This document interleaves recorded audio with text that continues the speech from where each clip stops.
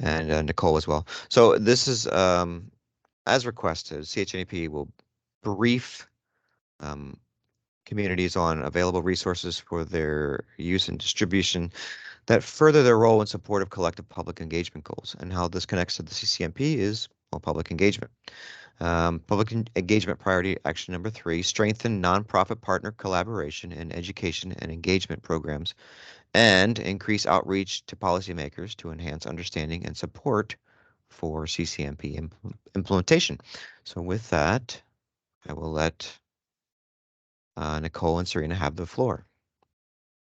Great, thank you, Harry. You're welcome. Yeah, thank you all again for reaching out to express interest in learning more about some of the resources that CHNEP has to offer. I think as I think it was Debbie who mentioned in the last meeting, there's always, so many things out there and so many cool programs going on. So it's always great to get a reminder of what is available to you all and to your communities as produced by the partnership in general, because one of the big, the public engagement goal and vision for the CHNEP, one of our main priority actions is, again, science communication, public engagement. So to create an informed and engaged public, making choices and taking actions that increase the protection and restoration of estuaries and watersheds. As we mentioned at the top of the meeting, CAC members serve as CHNEP partners in various communities throughout Central and Southwest Florida. And you're invited to work together with staff to build an even bigger and better, events and education outreach in the coming years. And there's actually specific actions that, so basically there's the vision of public engagement, and then there's actually specific actions that were developed as part of the 5-year strategic plan as ways to implementing it. And that's why Harry kind of goes over at the very beginning of this, how this relates to some of the actions that are listed in our public engagement plan. We want to find new ways to engage. We want to introduce new target audiences. We want to encourage individual behaviors that reduce cumulative impacts. And this can be done through a number of different strategies. And you all are representing a lot of these communities where, that's employed, and we're communicating with the public policymakers with our own, you're communicating within your own organizations as well. And so this will just be a brief overview of some of those resources that we wanted to remind you all that we have that have been developed over the years by and with the CAC and the other members of the partnership. So you all should have received a packet in the mail. If you did not, after the meeting, feel free to just send me a quick email and let me know. But that we put together a packet of the resources, so you might have hard copies of some of these as well, hopefully to kind of leaf through while we're going through this. And yeah, Sarina's going to take over from here, but feel free to, talk it over towards the end of this, ask any questions or thoughts you have as we go through these. And with that, I'll turn it over to Sarina. Yep, and if you didn't get your packet in the mail, there is an online version on the CAC webpage on the chnep.org website. So the packet includes a list of outreach items available for loan, as well as fact sheets on funding opportunities, our Hurricane Ian webpage, water quality, seagrass, habitat restoration needs, and economic valuation. The packet also included a copy of the CHNEP Comprehensive Conservation and Management Plan brochure, both in English and in Spanish, as well as our kids' activity book and previous Harbor Happenings magazines. So I'll go through and talk about each of these resources quickly. Next slide. So the first sheet in the packet is a list of CHNEP resources and outreach items available to be checked out from our office by committee members or your education or communication staff. So these include the watershed game classroom version, which we gave a presentation on at the last meeting, educational banners on bird identification, seagrass, Florida-friendly landscaping and mangroves, community cleanup buckets and trash grabbers, sampling bottles. We have these awesome aquifer advanced hydrologic kits, our CHNEP calendars, Earth Echo water quality sampling kits, and that's if you're hosting a community training, and education and environmental posters. So any and all of these resources are available to our partners for pickup at the CHNEP office in Port Charlotte, and all reusable resources must be returned. Next slide. So as Jennifer mentioned earlier, The second sheet in your packet is the 2023-2024 funding opportunities fact sheet. And this lists all of the current relevant funding opportunities with links to their specific web pages. We are updating this regularly, and it's available on the CHNEP.org website under the federal funding tab. Next slide. And as mentioned earlier as well, the 2024 Southwest Florida Climate Summit is coming up on February 28th and 29th. But we also wanted to remind you that the 2023 Climate Summit materials are still available online, and they're a great resource. So all of the presentations are available on our YouTube channel. You can find by scanning the QR code on the screen or on the CHNEP.org website, clicking on the little YouTube icon at the top of the page. We encourage you to check out those presentations and keep them in mind as a resource. Next slide. So the same goes for the Watershed Summit. The Watershed Summit is a triennial event that was held in 2023 and hosted natural resource managers and the public to discuss research, restoration, and environmental issues in Central and Southwest Florida. And again, all of those presentations are available on our YouTube channel. Next slide.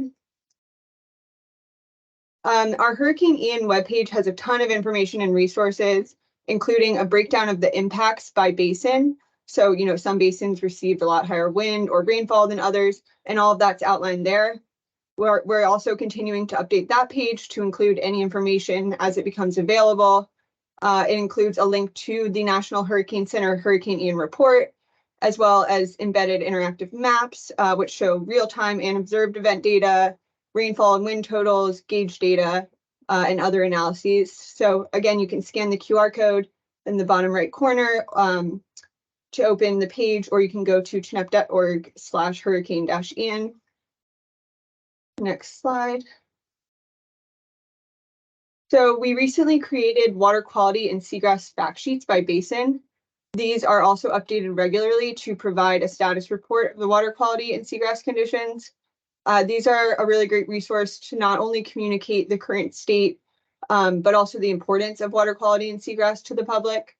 They're available on the CHNEP.org website, on the Water Quality Fact Sheets webpage, which you can find by going to the URL on the screen. So please feel free to distribute these fact sheets to your networks. Next slide. The CHNEP Water Atlas is our technical website where we house and store all types of ecological monitoring data. It's a great resource, and so I'm going to quickly go through some of the features listed on the fact sheet. So as we've been talking about the last few meetings, we've been working for a couple of years on revamping the Water Atlas, and we're wrapping up the completion of new water body pages.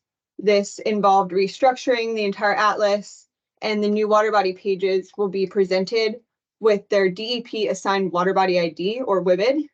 And that's how DEP is evaluating these water bodies and assessing for impairment.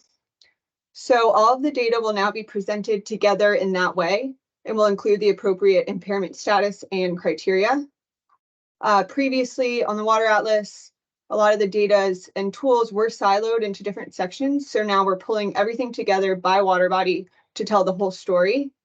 And so you can kind of see an example there on the right of what that's going to look like. This is the tidal Caloosahatchee River. And so there'll be 4 interactive mappers, one focused on habitat, one on hydrology, one on water quality, and one on climate change.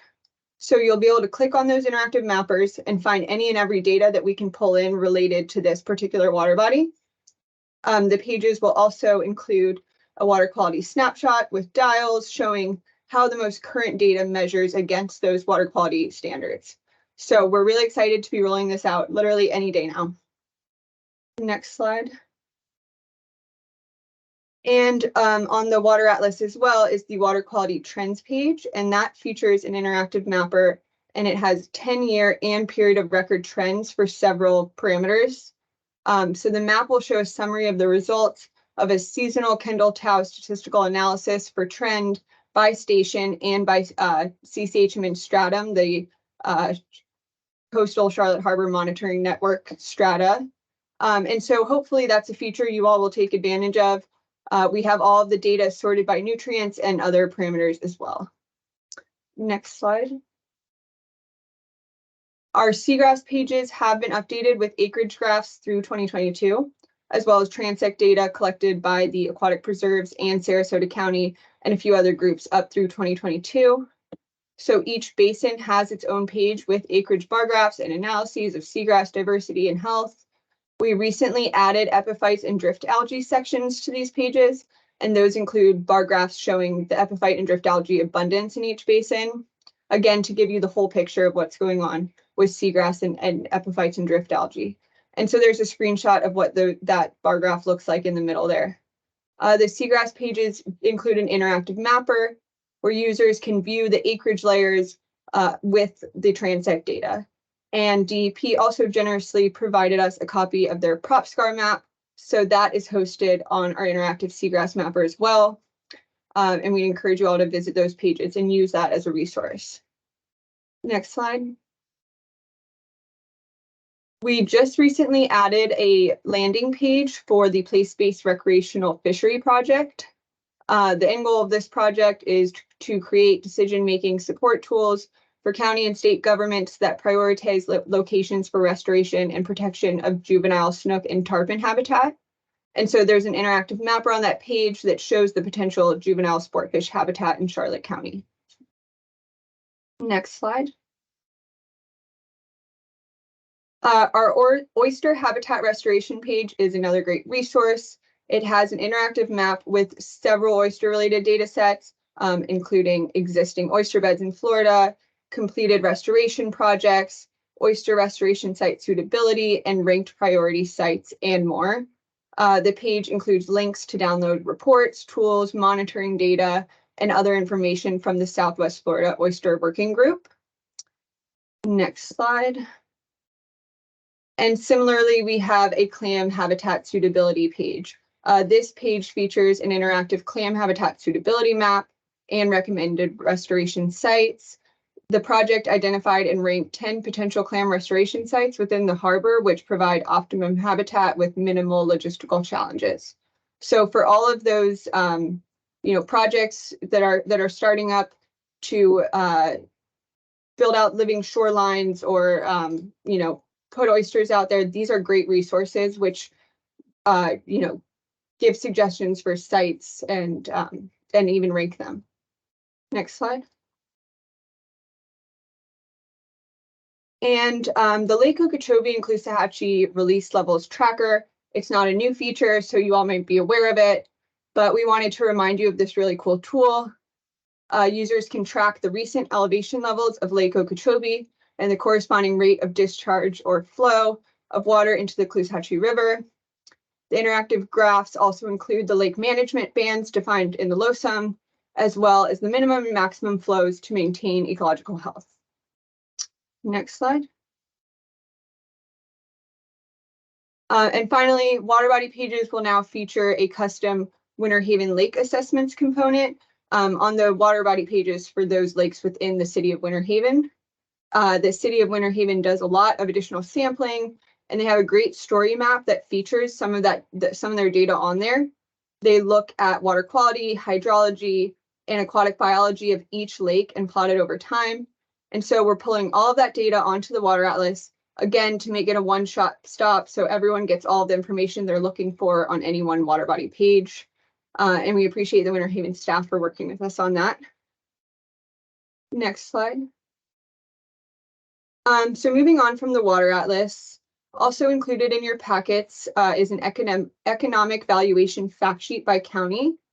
This analysis is looking at the economic value from natural resource protection, restoration, conservation, and management activities in the Central and Southwest Florida area. So these fact sheets are available on the CHNEP.org website by going to the link on the screen. We encourage you to use these. They are a great resource for the public to have when talking to policymakers. Next slide. And the habitat restoration needs fact sheets are another great resource for the public to have when talking to policymakers. These are broken down by basin and present potential preservation and conservation opportunities. As we mentioned earlier, this plan is already being used to guide conservation efforts in the proposed Everglades to Gulf Conservation Area. And then you all received a copy of our CCNP brochure booklet. This is for you all to communicate who the CHNEP is and what our goals are to the public. We also have a Spanish version, which Ernesto had helped in translating that. So shout out to Ernesto. Next slide. And the kids activity book is focused on environmental education and activities. It covers topics such as the water cycle, surface versus groundwater, watersheds, habitat, sustainable fishing, and hands-on activities. And we have a ton of these books at the CHNEP office, so please keep them in mind for future outreach events and festivals geared towards kids. And we are working to create a Spanish version in the future as well. Next slide.